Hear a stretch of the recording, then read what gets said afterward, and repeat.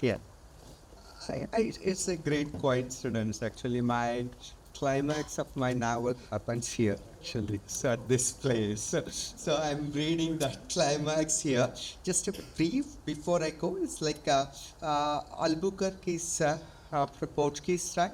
He has thrown out of this island, and he's waiting there, actually. So Albuquerque has got five or six ships along with his Portuguese as well as Vijayanagara king soldiers. He has got support from Krishna Devaraya, so he is staying there. And here Adil Shah's place, Adil Shah is sitting here, actually. So that is the scenario.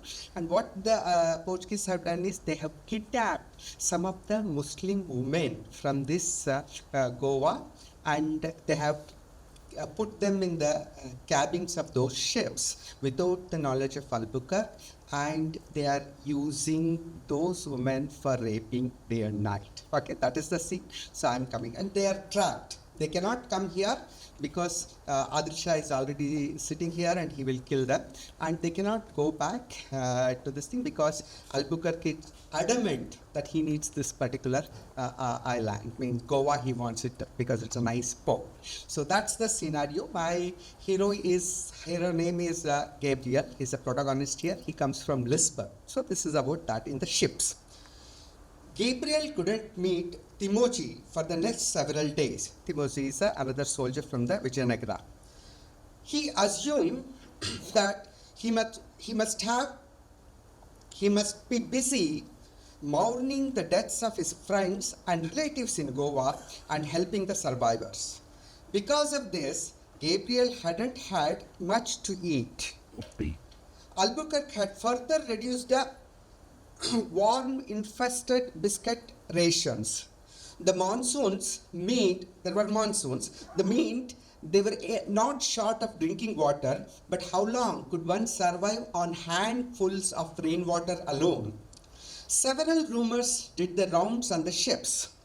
Unable to bear the hunger anymore, many Portuguese soldiers have jumped into the river and swum to Panji. The Adil Shah has accepted the deserters into his numbers with a great show of mercy. He has fed them and given them new clothes, but they have all been converted to Islam and given new names. Many Portuguese soldiers have been circumcised and have Khan as their names.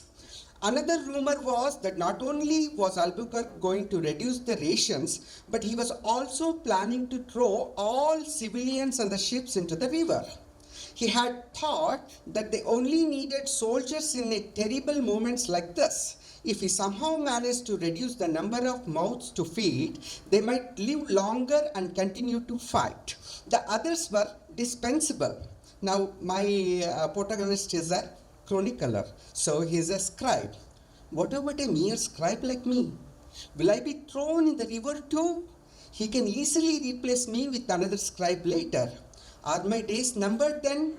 Gabriel shivered at the uncertain future. The situation of Mumtaz is another Muslim lady who has been kidnapped and kept there. The situation of Mumtaz was even worse. The unfed sailors had been too weak to rape her, and that had meant no more food for her. She cried in hunger and sometimes fainted from weakness. Although Gabriel shared his already impoverished rations with her, it was barely enough to keep one body and soul together, let alone two.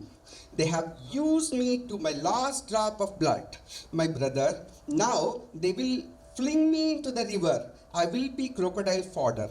She lamented. Gabriel did not know how to comfort her.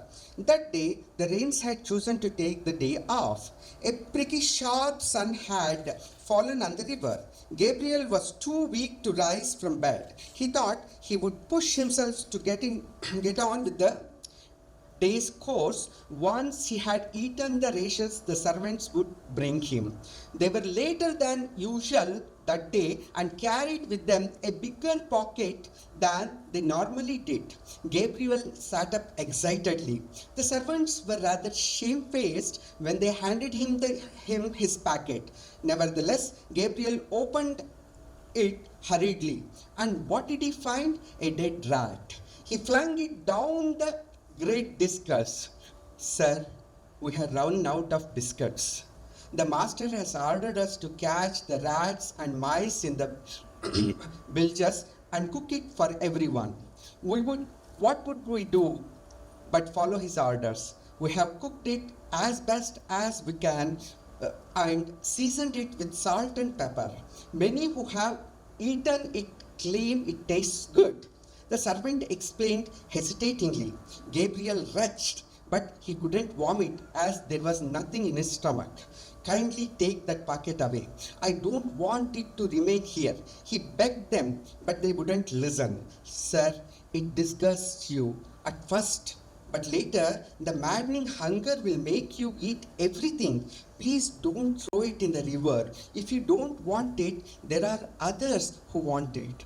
They said and left. I would sooner die than eat that rat, Gabriel decided. After so many things happened, I'm skipping it. I'm just coming to the last paragraphs. Gabriel was boiling with rage, hunger, and helplessness when he returned. The Albuquerque calls him and goes there and comes back. He doesn't get any food there as well. Albuquerque had not so much as given a biscuit as reward for their efforts. He had made them undress out of their new clothes and go back to their respective ships in their old clothes. Gabriel cursed his luck for landing him in this living hell as he returned to his cabin when he spotted the packet of food he had discarded earlier that day. He hesitated for a moment and then grabbed the dead rat by its tail and dusted the ants of it. With trembling hands, he brought the rat to his mouth. His tongue tasted the salt and pepper on it. He bit off a small piece and chewed it greedily. He liked it. He began devouring it. Half the rat vanished in just a few moments. His stomach felt a wave of relief. He let out a small belch. At that, Mumtaz spoke in a feeble voice. She's in the next cabin. From that neighboring cabin, Gabriel, my brother, won't you give me some too? Gabriel was stumped by the pathos of the situation. I am eating a roast rat, Mumtaz, he said. Well, then give me a bite of it. This hunger is unbearable. I think I will die if I don't eat now, she said pitifully. Gabriel handed the remaining rat to her. She ate it quietly. He expected her to vomit, but she didn't. Gabriel was disgusted by his situation. I cannot live like this anymore. I must be free of this fool Albuquerque, he decided. Thank you very much.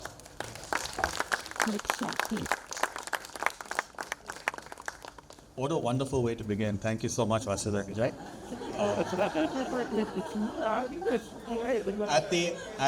Luckily, all of us have eaten.